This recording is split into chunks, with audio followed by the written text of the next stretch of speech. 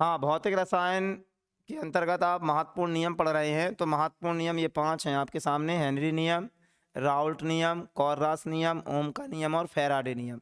इन 5 में 2 नियम आपके बता चुके हैं, हेनरी नियम और राउल्ट नियम। आज कॉर्रास नियम बताने जा रहे हैं।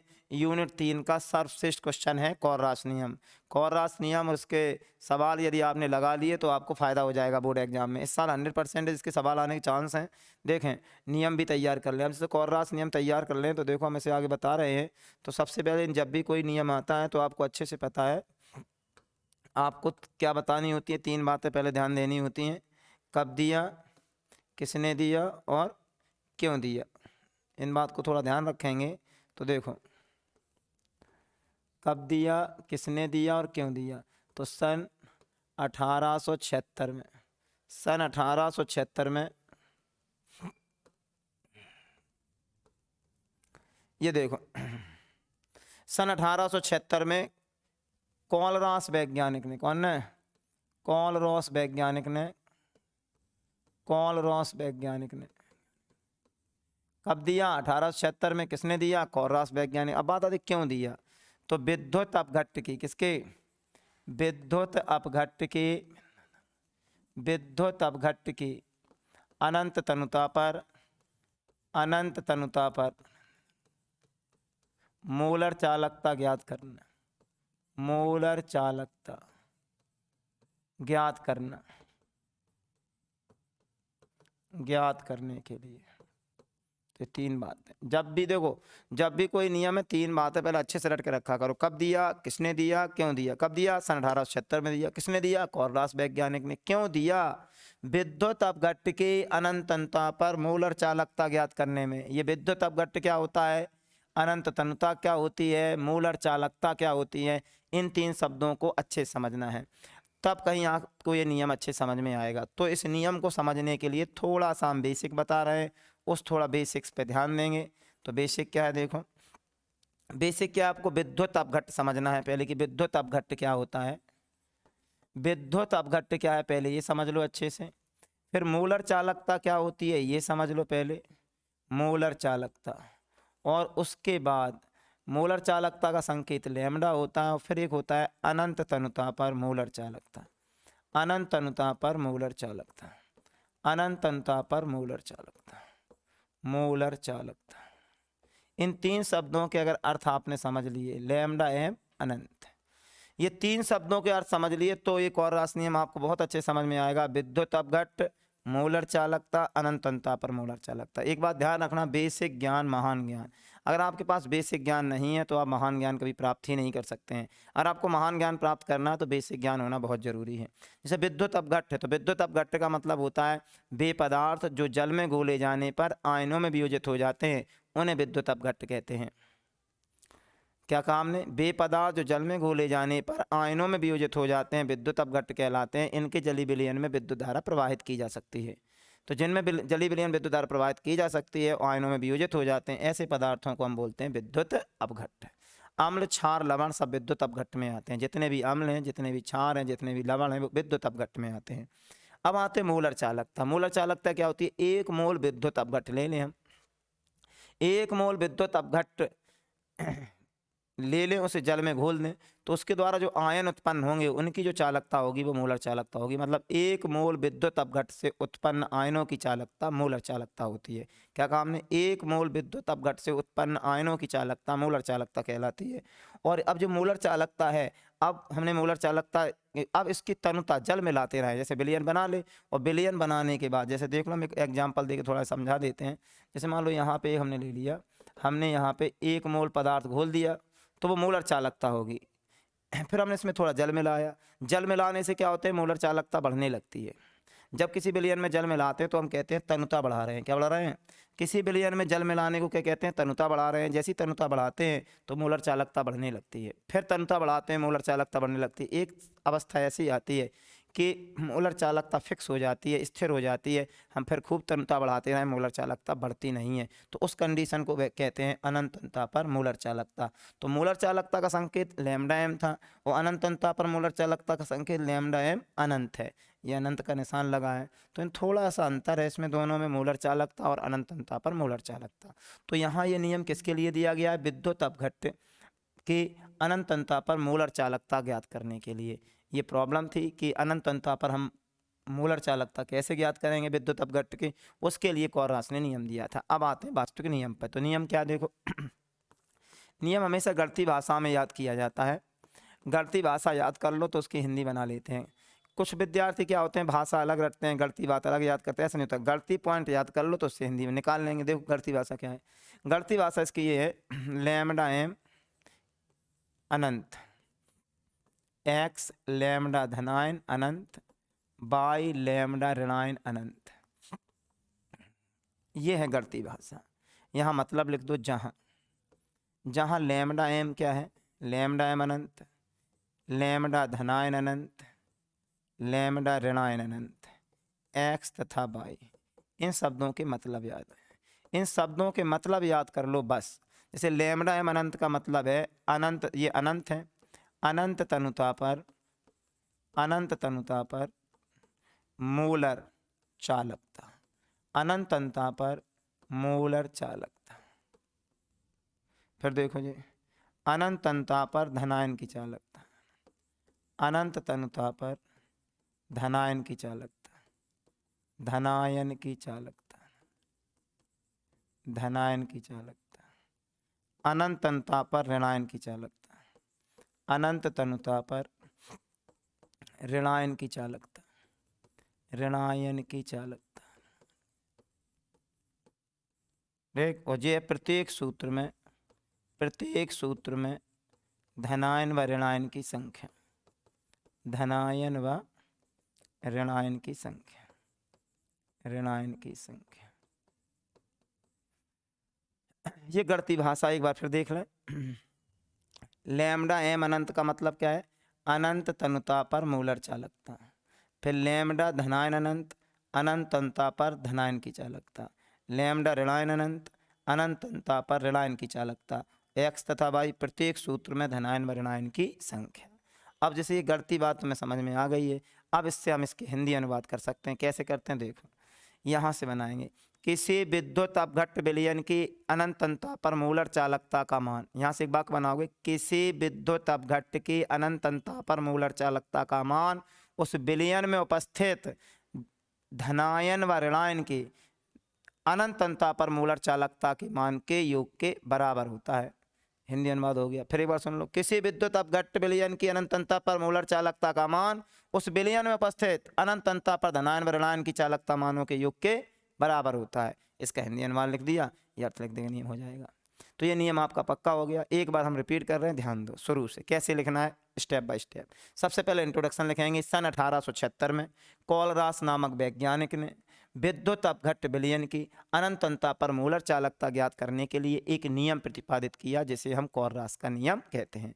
तो इनको वाक्य बना के लिख देते हैं। ये इंट्रोडक्शन हो गई। अब नियम में क्या लिखोगे, नियम में यहाँ आओगे कि अनंतता पर मूलर चालकता का मान अनंत तनुता पर किसी विद्युत अपघट्ट विलयन की अनंतता पर मूलर चालकता का मान उस विलयन में उपस्थित अनंतता पर धनायन और ऋणायन की चालकता मानों के योग के बराबर होता है। नियम हो गया। मतलब लिख दो, लैम्डा एम अनंतता पर मूलर चालकता, अनंतता पर धनायन की चालकता, अनंतता पर ऋणायन की चालकता, प्रत्येक सूत्र में धनायन व ऋणायन की संख्या। ये क्या होती है प्रत्येक सूत्र में धनायन व ऋणायन की संख्या? देखो जैसे जी है Al2SO4 है, Al2SO4 का होल थ्राइस, ये विद्युत अपघट्ट है। इसे जल में घोलेंगे तो Al कितना मिलेगा, 2, SO4 कितने मिलेंगे, 3। तो धनायन की संख्या कितनी हो गई, धनायन की संख्या हो गई यहाँ पे देखो, ये देखो धनायन की संख्या यहाँ हो गई 2, x बराबर 2 हो जाएगी और y बराबर 3 हो जाएगी। क्लियर है? तो ये प्रत्येक सूत्र में धनायन व ऋणायन की संख्या, जैसे Al 2 थे, SO4 3 थे। तो ये हो गया आपका कोलरास नियम। अब बात आते हैं इसके अनुप्रयोग की। तो अनुप्रयोग देखते हैं। अनुप्रयोग, कोलरास नियम के अनुप्रयोग देखते हैं। कोलरास नियम के अनुप्रयोग देखें। कोलरास नियम के अनुप्रयोग देखो। अपन ने अब कोलरास नियम देखा था, अब इसके अपन क्या देख रहे हैं, अनुप्रयोग। तो अगर हमें कोलरास नियम के अनुप्रयोग याद करने हैं तो कॉर्रास नियम के अनुप्रयोग 2 हैं, इनको एक एक करके हम एक्सप्लेन कर रहे हैं, ध्यान दो। तो हमें सबसे पहला है दुर्बल विद्युत अपघट्ट दुर्बल विद्युत अपघट्ट दुर्बल विद्युत अपघट्ट अनंतता पर अपघट्ट अनंत तनुता पर मोलर चालकता ज्ञात करना। मोलर चालकता ज्ञात करना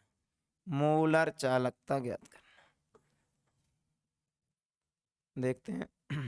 दुर्बल विद्युत अपघट्ट की अनंतता पर मोलर चालकता ज्ञात करना। मोलर चालकता ज्ञात करना ये है पहला अनुप्रयोग है, दुर्बल विद्युत अपघट्ट की अनंतता पर मोलर चालकता ज्ञात करना।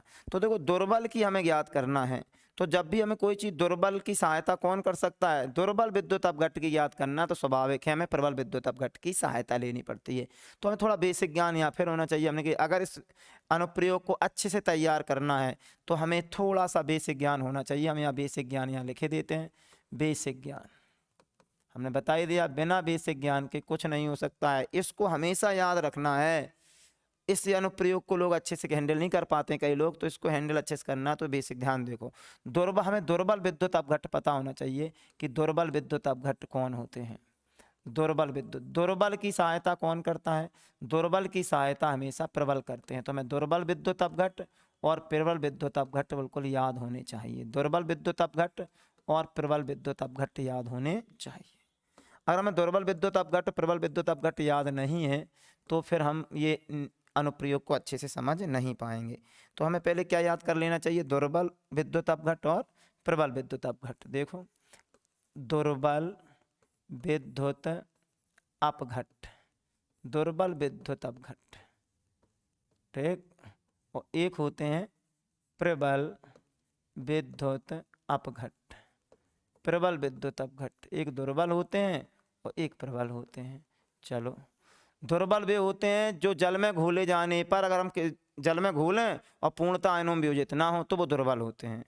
और प्रबल कौन होते हैं, जिन्हें जल में हम घोलें पूर्णतः आयनों में वियोजित हो जाएं, वो प्रबल होते हैं। अच्छा, दुर्बल विद्युत अपघट्ट में आता है एसिटिक अम्ल। सबसे बढ़िया उदाहरण है एसिटिक अम्ल। एसिटिक अम्ल इसका सबसे अच्छा उदाहरण है। एक और होता है दूसरा अमोनियम हाइड्रोक्साइड। अमोनियम, अभी हम एक लेके चलते हैं। एसिटिक अम्ल की कौन कौन सहायता करेगा प्रबल में, देखो सोडियम एसीटेट, सोडियम एसीटेट सहायता करेगा। फिर कौन सहायता करेगा, HCl। इन दोनों को जोड़ देते हैं और NaCl को घटा देते हैं। अगर हमें एसिटिक अम्ल की चालकता निकालनी है, अनंतता पर मोलर चालकता, अगर हमें एसिटिक अम्ल की निकालनी है तो उनको ये सहयोग करेंगे, सोडियम एसीटेट HCl और NaCl। इन दो को जोड़ देते हैं, NaCl को घटा देते हैं। इतना अगर बेसिक ज्ञान अगर आपको क्लियर है तो अब इसको हैंडल कर सकते हैं। कैसे, देखो ध्यान से देखना। अब देखना ध्यान से, हमने कहा लैम्डा M अनंत, ठीक, हमें किसकी निकालनी है, एसिटिक अम्ल की। तो हम यहाँ लिख लेंगे नीचे एसिटिक अम्ल। फिर अब एसिटिक अम्ल की सहायता कौन करता था, सोडियम एसीटेट, उसे यहाँ लिख लेंगे सोडियम एसीटेट, सोडियम एसीटेट। अच्छा, और कौन सहायता करता था, HCl, HCl लिख लो। और NaCl भी करता था। दो को जोड़ देना है और NaCl को घटा देना है। तो एक सूत्र याद हो गया, ये है आपका सूत्र। अब देखो इस सूत्र की आवश्यकता सवाल में पड़ेगी। इन तीन के मान दे दिए जाएंगे और एसिटिक अम्ल का निकलवाया जाएगा। तो इन दोनों मानों को जोड़ देंगे, इस मान को घटा देंगे, यहाँ वैल्यू रख देंगे, मान रख देंगे, आंसर आ जाएगा। अब इसे सॉल्व कैसे करते हैं, ये तीनों प्रबल हैं, तो प्रबल है तो पूर्णता वियोजित होगा, ये भी वियोजित होगा, ये भी वियोजित होगा, ये भी वियोजित होगा। वियोजित कर दो। वियोजन में क्या करते हैं, धन को अलग कर लेते हैं और ऋण को अलग कर लेते हैं। CH3C ऋण को अलग कर लिया और Na को हमने अलग कर लिया। इसके हमने दो भाग कर दिए। अब इसको कहते हैं वियोजन हो गया। ये क्या हो गया, Na है, वियोजन हो गया। Na वियोजन हो गया इसका, देखो Na, ये ऐसा थोड़ा सा निशान लगा लो, इसका मतलब है इसके दो भाग हो गए। इसके भी दो भाग कर दो, H अलग कर दो, Cl अलग कर दो। यहाँ भी थोड़ा सा निशान बना लें, इससे पता रहे कि इसके दो भाग हो गए हैं। इसके भी दो भाग हो गए हैं, Cl है बेटा, Cl। अब इसके भी दो भाग कर दो, ये माइनस में होंगे, एक Na धनायन होगा और एक Cl ऋणायन होगा। सबके दो दो भाग कर दिए हैं, वियोजन हो गया है। ये थोड़ा निशान लगा लें, इससे ध्यान बना रहेगा आपको। देखो तो हमने प्रत्येक के दो दो भाग कर दिए हैं, समान चीज़ें काट दो, ये Cl माइनस का है, ये Cl प्लस का है, कट जाएंगे, ये Na माइनस का है, ये प्लस का है, ये चार चीज़ें कट गई, केवल दो चीज़ें बची। कौन कौन सी बची देखो, दो चीज़ कौन सी बची हैं, एक बचा है आपका एसीटेट आयन, ठीक है, CH3COO, थोड़ा साफ साफ लिख दे रहे हैं, देखो थोड़ा यहाँ जगह कम बची है, थोड़ा देख लें, यहाँ लैम्डा M अनंत और यहाँ लिख देंगे एसीटेट आयन और प्लस यहाँ पे क्या बचा H धन आयन, ये काय के बराबर है एस्टिक के, तो ये सिद्ध हो गया। ये आपका पहला जो अनुप्रयोग है वो प्रूफ हो गया। पहले अनुप्रयोग में केवल इतना आपको लिखना है हेडिंग डाल के, ठीक, आपका एक अंक पक्का हो जाएगा। अब दूसरा अनुप्रयोग है, दूसरा अनुप्रयोग देखो, इस अनुप्रयोग के बाद दूसरा अनुप्रयोग देखते हैं। दूसरा अनुप्रयोग देख लो, दूसरा अनुप्रयोग देखते हैं, नंबर 2 अनुप्रयोग दूसरा है दुर्बल विद्युत अपघट्ट की, दुर्बल विद्युत अपघट्ट की, दुर्बल विद्युत अपघट्ट की अनंतता पर, दुर्बल विद्युत अपघट्ट की वियोजन की मात्रा, सॉरी, दुर्बल विद्युत अपघट्ट की हमें क्या निकालना है, वियोजन की मात्रा। दुर्बल विद्युत अपघट्ट की वियोजन की मात्रा, वियोजन की मात्रा निकालना है। तो अगर हमें दुर्बल विद्युत अपघट्ट की वियोजन की मात्रा निकालना है तो इसमें हमें क्या पता होना चाहिए, वियोजन की मात्रा क्या है। वियोजन की मात्रा का मतलब समझो, जैसे हम 10 मोल पदार्थ लें दुर्बल एस्टिक अम्ल, एस्टिक अम्ल दुर्बल विद्युत अपघट्ट है, और 10 मोल हम एस्टिक अम्ल को अगर हम जल में घोलें तो उसका केवल 10 मोल की जगह 2 मोल वियोजित हो तो वियोजन की मात्रा 2 होगी। माने विद्युत अपघट्ट का वह अंश जो आयनों में वियोजित हो जाता है वियोजन की मात्रा कहलाता है। जैसे 10 मोल में से कितने मोल वियोजित हुआ था, 2 मोल, तो वियोजन की मात्रा कितनी हो गई, 2। माने जो भाग आयनों में वियोजित हो जाता है उसी को हम वियोजन की मात्रा कहते हैं। तो परिभाषा बनती है विद्युत अपघट्ट का वह अंश जो आयनों में वियोजित हो जाता है वियोजन की मात्रा कहलाता है। अब देखो यहाँ वियोजन की मात्रा कैसे निकालते हैं। वियोजन की मात्रा का एक सूत्र लगाते हैं। वियोजन की मात्रा का सूत्र होता है अल्फा बराबर, जिससे संकेत है लैम्डा MC बटे लैम्डा M इन्फिनाइट माने अनंत, लैम्डा MC बटे लैम्डा M अनंत। ये MC का मतलब होता है दी गई सांद्रता पर, दी गई सांद्रता पर मोलर चालकता, दी गई सांद्रता पर मोलर चालकता, दी गई सांद्रता पर मोलर चालकता। इसका मतलब होता है अनंत तनुता पर, अनंत तनुता पर मोलर चालकता, अनंत तनुता पर मोलर चालकता, अनंत तनुता पर मोलर चालकता। ये सूत्र फिट कर दो, C माने दी गई सांद्रता पर मोलर चालकता, अनंत तनुता पर मोलर, इनका जो अनुपात होता है उसे कहते हैं वियोजन की मात्रा। एक परिभाषा ये भी हो गई। जी गढ़ती परिभाषा है जो पहले बताई थी वो सैद्धांतिक परिभाषा थी, ठीक है। भौतिक रसायन में 2 प्रकार की परिभाषा चलती है, एक सैद्धांतिक एक गढ़ती। सैद्धांतिक परिभाषा क्या बताई थी, विद्युत अपघट्ट का वह अंश जो आयनों में वियोजित हो जाता है वियोजन की मात्रा कहलाता है। और ये गढ़ती परिभाषा है वियोजन की मात्रा लैम्डा MC और लैम्डा M अनंत, इनका जो अनुपात होता है वो होता है वियोजन की मात्रा। इन दो के मान अगर हमें पता हो तो हम लैम्डा, इन दोनों के मान पता हो तो वियोजन की मात्रा निकाल सकते हैं। और ये इसका मान कैसे निकालते वो तो हम जानते ही हैं, कोलरास नियम से। लैम्डा M अनंत बराबर x लैम्डा धनायन अनंत बाई लैम्डा ऋणायन अनंत। समीकरण नंबर जाएगा अगर हम 1 दे दें इसको, समीकरण नंबर 1 मान है तो इसके मान धर दो, तो क्या हो जाएगा, एक सूत्र हो जाएगा अल्फा बराबर lambda MC upon x lambda धनायन और बाई लैम्डा ऋणायन, एक सूत्र जो हो जाएगा। सूत्र नंबर 2 और आगे बढ़ाना तो इतना कर दोगे। तो इस प्रकार हमने आपको कोलरास नियम और उसके अनुप्रयोग बताए। ये तीसरा नियम था। अगर आपको ये नियम अच्छे लग रहे हैं तो आप कमेंट कर सकते हैं, ठीक है, और आप इसे अपने दोस्तों में भी शेयर कर सकते हैं। और आपकी जो रिक्वायरमेंट जो आप डाल रहे हो कमेंट्स में वो भी हम धीरे धीरे पूरी करने की कोशिश कर रहे हैं। अच्छा, एक बात फिर याद दिला दें, आपकी परीक्षा का टाइम बहुत नज़दीक आ रहा है। हम प्रत्येक दिन आपको 1 यूनिट की ऑब्जेक्टिव टाइप क्वेश्चन डाल रहे हैं, आप उसे बाँच करते रहें, क्योंकि और भी सब्जेक्ट को आपकी तैयारी करनी होगी, तो वो करें। जैसे आपके हिंदी का पेपर पास आ गया है, आपका फिजिक्स अंग्रेजी है, तो उन 3 सब्जेक्टों को ज़्यादा टाइम दो। केमिस्ट्री में तो गैप भी है काफ़ी दिनों का, तो आप क्या करें, केमिस्ट्री में जो हम एक एक लेक्चर डाल रहे हैं, एक ओटी का लेक्चर डालते हैं और एक हम कोई क्वेश्चन का डालते हैं, तो ये 1 घंटे में आसानी से बात कर सकते हो। तो क्या करते हो, प्रत्येक दिन केमिस्ट्री को 1 घंटा ज़रूर दो। अपने में टाइम टेबल ऐसा बनाओ कि 1 घंटा आप हमारे ये वीडियो ओटी के और ये क्वेश्चन देखते रहो। इससे क्या होगा, थोड़ा थोड़ा पढ़ते रहेंगे, फिर आपको जो 12 दिन का गैप है उसमें हम महा मैराथन करा देंगे, उसमें बड़े बड़े लेक्चर डालेंगे, ठीक है। 5-5 क्वेश्चन को एक एक घंटे में ही समझा देंगे, बड़े लेक्चर। अभी हम बड़े लेक्चर इसलिए नहीं डाल रहे हैं क्योंकि आपको धीरे धीरे आदत पड़े छोटे लेक्चर सुनने की। जैसे जैसे आपकी आदत पड़ जाएगी उसमें हम थोड़े बड़े करते जाएंगे, लॉन्ग करते जाएंगे, ठीक है। Thank you.